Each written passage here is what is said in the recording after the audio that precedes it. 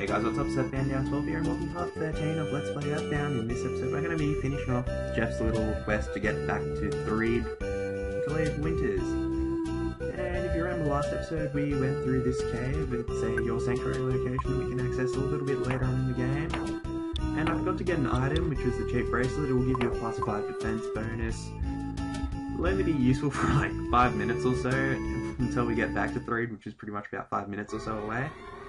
So I'll come down here and show you what happens down here. It's not really relevant now, but, you know, just remember the place for later if you are playing along or want to play EarthBound at some stage. Just, if you come past here, just remember this place for later on, because it is helpful. Not really helpful, but it will give you a good idea on where you need to go when you run out of places to go, and it is a little bit of a maze place, but I digress, and we ran straight into one of these things, which I was kind of dreading, to be honest.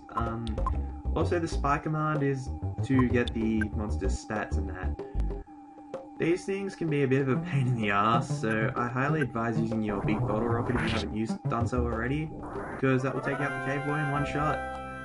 Sometimes those big bottle rockets are a bit inconsistent with damage, like I've seen them do about 600-700 damage, but oh well, it doesn't. And the cave boys do give out a heck ton of XP, so if you want to get some free XP and do some grinding and that, this is a good place to do so. As always, they drop a picnic lunch which heals about 80 damage. And Jeff's now level 11. Hopefully we can get our IQ up to 12, because that's something I want to do, but hopefully before I leave. It's no biggie if I don't. I didn't mean to do that, but oh well, beggars can't be choosers. And here's another cave boy. I'll show off another one of these things. I just want to get into a point where I'm not going to get attacked from behind so I don't get killed. Just show you how to kill these things normally. They have about 200 and something odd health. They do miss quite a fair bit, but when they do hit, they will hit you pretty freaking hard. So try to keep your health up about 30-ish, I suppose. I probably should have healed there, but I don't know, I was feeling a bit risky today, because, well, he's missing quite a fair bit. With those first ones, if you're a bit low leveled, I would highly recommend using your big bottle rocket there, because it does give you a fair bit of experience, and experience is always nice, because you're going to be catching up with the rest of the crew soon, so I'll probably heal up here. Let's see what I have. Don't have very much, unfortunately. I have that picnic lunch. Silly. I'm being silly.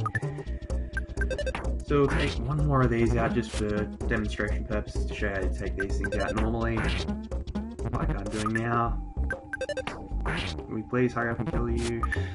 It is taking quite a long time, but I am a fair bit underleveled, I think. Normally they take about 6 or so hits to kill. Jesus. And we just killed it, just before we got killed, so ourselves. Then we get a picnic lunch as always. Jeff's level now 12, that will probably make me happy enough. And IQ has gone up to 13. So now we can fix our gun, which is something I plan to do when we head down here. That did take up a fair bit of a chunk of time. Also, I just want to apologise for not uploading this past week. I've been sick with food poisoning and stuff. I won't go into full detail about that here, so whatever. I'm just saying that's why I haven't been uploading recently. And my recent uploads have been pretty crappy quality. Instant revitalizing device. In only a few seconds, this machine fully revitalizes you, just like a good night's sleep. So let's... Does this thing work as a hotel or sleeping? Unfortunately not, so I'm going to have to fix that up at a hotel somewhere.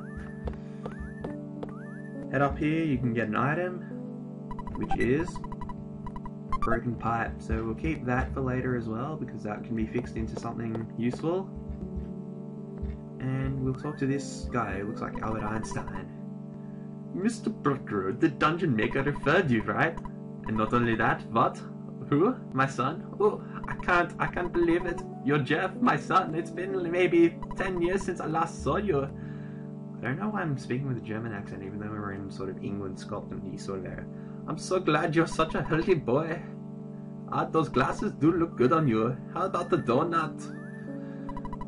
Oh yeah, okay, let's have one of those. Well, I was only offering. I would also like a donut right about now. Have you already checked out Stonehenge, fun boy? Yeah, I have. There was a bunch of ogres and stuff. Well, at least I asked. Okay. By the way, why are you here? Oh, I see. That girl named Paula must want you to fuck her. Oh, not really. Must have sensed I was here. Okay, I will try to help you out. I'm trying to make a phase distorter that can connect 2 points in space and time. I highly doubt Einstein can really talk like this. I'm really making a dick out of myself. It's still incomplete, yeah? I'll let you use another invention I call the Skyrunner. You know, it's like the movie, this Skywalker, except it runs. It's a very lame joke, I know, but it will certainly help you. When you're bored, always listen for the message that comes from your destination. You'll get there for sure if you listen to that message. The round machine over there is the Skyrunner. What do you think? Isn't it neat? Get in. Let's get together in 10 years or so we can drink Heineken and stuff. I always get this thing stuffed up. If you keep it here for a little while without pressing anything, you're supposed to press A to take off. Dr. Andrew Nuts comes up and tells you off for saying, well, it was just say like, what the hell are you doing? Press A to make it fly away and stuff. Unfortunately, you can do that. And now we're taking off and we get another little cutscene. I'll probably make this episode a little bit short because those cowboy fights did take a little bit longer than I expected to. Oh well. In this cutscene, we're going to be flying through the sky. It's all lovely outside and all that. You know, flying around in the UFO just casually. Hopefully no one sees us. You know, crazy guy down on the floor, you know, take a photo. UFO! UFO! And we're flying through this town. This is a town especially the next town we'll be visiting, Forsyth. Home of the department store, which I think is, in my opinion, the hardest place in the game, just because of how badly you can get owned and the lack of Paula spoiling things. Never mind. Ignore what I just said, folks. We're back flying through the sky again. Excuse me. We're going through the desert. Another place of interest we'll be visiting quite shortly as well. Not really much to talk about. There's one of these Yoshi's Island monkeys. Monkeys in this game so look like the Yoshi's Island monkeys, I reckon. Don't know if they actually are. I don't know. I'll have a look at the picture comparisons a little bit later. I don't know. Graphically, like EarthBound does look sort of similar to Yoshi's Island if you think about it. Looks like it's been the same role. Like, I know two different makers of the game made it. Like, Miyamoto made Yoshi's Island and Shigesato Itoi made this game, and we're flying back through 3. Beep! Beep! So we're trying to find where the hell Ness and Paula are. Flying through this graveyard. No, not here. I wonder where that hooker put us. Not around here somewhere. We're circling around this area. Listen to the voice that is yelling at you. Keep circling around. There's the circus. Yes, very nice place.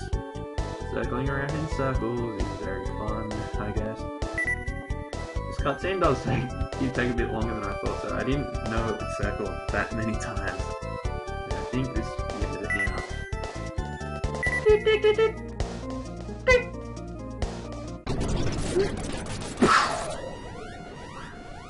I love that comic book effect there, the boom. That's quite amusing, and man oh man, did that ever scare me. The Skyrunner. I guess it took a little damage while landing. Oh well. You don't have to explain a thing. I'm Jeff. I came because you called me. I'm not very strong, really nearsighted, kind of shy, and my father is a crazy German guy. And I tend to be a little reckless. This is just the way I am. No, I'm not saying the joke. I hope you want me to be your friend, okay? Alright, let's get back to the journey then.